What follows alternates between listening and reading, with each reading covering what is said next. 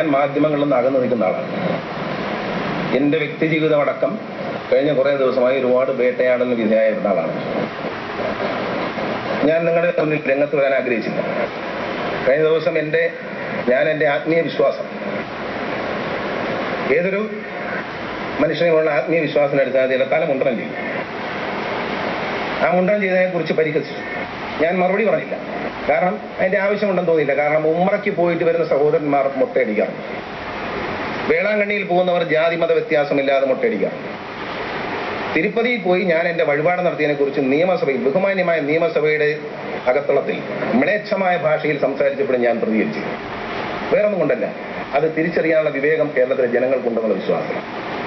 ഞാൻ ഒരിക്കലും മാധ്യമങ്ങളുടെ മുമ്പിൽ പ്രത്യക്ഷപ്പെടാൻ ആഗ്രഹിച്ചില്ല. പക്ഷെ ഞാൻ ഇപ്പോൾ പറയാതിരിക്കുന്നത് ജനങ്ങളിൽ ഒരു സംശയത്തിനിട വരുത്തുന്നതുകൊണ്ടാണ് ഞാനിത് ഈ പത്രസമ്മേളനത്തിൽ പങ്കെടുക്കുന്നത്. എന്നെ സംബന്ധിച്ച് കോയമ്പത്തൂരിലേക്ക് യാത്ര പോയി എന്നും ഞാൻ ആരുടെയും കുടുംബം തകർത്തിട്ടില്ല. ഈ വക വിഷയങ്ങളുമായി ബന്ധപ്പെട്ട് ചില ആളുകൾ പലരെയും സമീപിച്ചു. ഗണേഷ് കുമാറിനെ ടാർണിഷ് ചെയ്യാൻ എന്തെങ്കിലും ഒരു സാധനം തരാമോ എന്ന് ചോദിച്ചിട്ട് പലരെയും സമീപിച്ചു.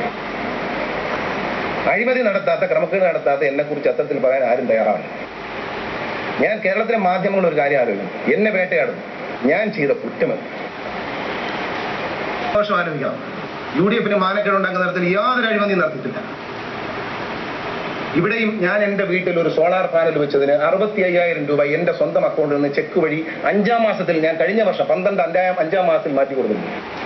ആരിൽ നിന്നും സൗജന്യം സ്വീകരിക്കുന്നില്ല, സ്വീകരിച്ചിട്ടുമില്ല. അത് ജനങ്ങൾക്ക് അതിൽ യാതൊരു സംശയമില്ല. പക്ഷേ ഇതൊരു കെട്ടുക. ഇതിൽ എൻ്റെ ഭാഗ്യം എന്ന് പറയുന്നത്, ഇന്ന് സത്യം തെളിയിക്കാൻ കഴിയുന്നത്, ഒരു മാധ്യമപ്രവർത്തക എന്ന നിലയിൽ സത്യസന്ധതയുണ്ടെങ്കിൽ KG കമലേഷ് അദ്ദേഹത്തിന്റെ ചാനലിനോടും നിങ്ങളോടും എല്ലാ മാധ്യമങ്ങളോടും പറയണം, എന്നെ ക്ഷണിച്ചു കൊണ്ടുപോയത് KG കമലേഷാണ്. ഞാൻ 3 തവണ ഒഴിഞ്ഞു മാറിയ പരിപാടിയിൽ എന്നെ ക്ഷണിച്ചു കൊണ്ടുപോവുകയും രാത്രി 2:30 മണിയോടുകൂടി ഞാൻ അവിടെ ചെല്ലുമ്പോൾ എനിക്ക് കോയമ്പത്തൂരിന്റെ അതിർത്തി, കേരളത്തിന്റെ അതിർത്തി മുതൽ തമിഴ്നാട് പോലീസിന്റെ പൈലറ്റ് സംവിധാനം ഉണ്ടായി. ഞാനവിടെ ചെല്ലുമ്പോൾ എന്നെ അത്ഭുതപ്പെടുത്തിക്കൊണ്ട് ജീവിതത്തിൽ ആദ്യമായി ഞാൻ താമസിക്കുന്ന ഹോട്ടൽ മുറിയുടെ പുറത്ത് ആയുധധാരികളായ പോലീസ് കാവൽ നിൽക്കുന്നുണ്ട്. ഞാൻ തിരിച്ചു പോകുന്നത് എന്റെ മുറിയിലേക്ക് വന്നത് ശ്രീ KG കമലേഷും അദ്ദേഹത്തിന്റെ പ്രിയപ്പെട്ട പത്നി പ്രജുലയുമാണ്.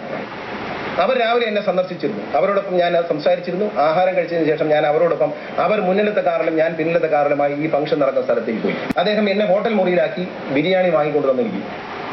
ഞങ്ങൾ ഒരുമിച്ച് എൻ്റെ പേഴ്സണൽ സ്റ്റാഫിനോടൊപ്പം ഞങ്ങളുടെ മുറിയിലിരുന്ന് എൻ്റെ പേഴ്സണൽ സ്റ്റാഫിനോടൊപ്പം ഞാൻ ആഹാരം കഴിച്ചു. ആഹാരം കഴിച്ചിട്ട് 2:30 മണിക്ക് ശേഷം അവിടെ നിന്ന് കേരളത്തിലേക്ക് പുറപ്പെട്ടിട്ടുണ്ട്. ഇത് സർക്കാരിന്റെ രേഖകളിലുള്ളതാണ്. ഇത് ഒരു മനുഷ്യനെ നശിപ്പിക്കാൻ എന്ത് പറഞ്ഞു കള്ളക്കഥകൾ പ്രചരിപ്പിക്കുക, എന്നിട്ട് ഏഷ്യാനെറ്റിലേക്ക് തന്നെ ഫോൺ ചെയ്യാം, ഏഷ്യാനെറ്റ് തന്നെ വാർത്ത കൊടുക്കുക. ലജ്ജിക്കുന്നു. ഞാൻ ലജ്ജിക്കുന്നു ഇത്തരം പരിപാടികൾ. കേരളത്തിലെ മാധ്യമങ്ങൾ തിരിച്ചറിഞ്ഞ ജനങ്ങളോട് ഇത് ചതിയാണ് ചെയ്യുന്നത്. ഞാൻ അഴിമതിയില്ലാത്തൊരു രാഷ്ട്രീയക്കാരൻ.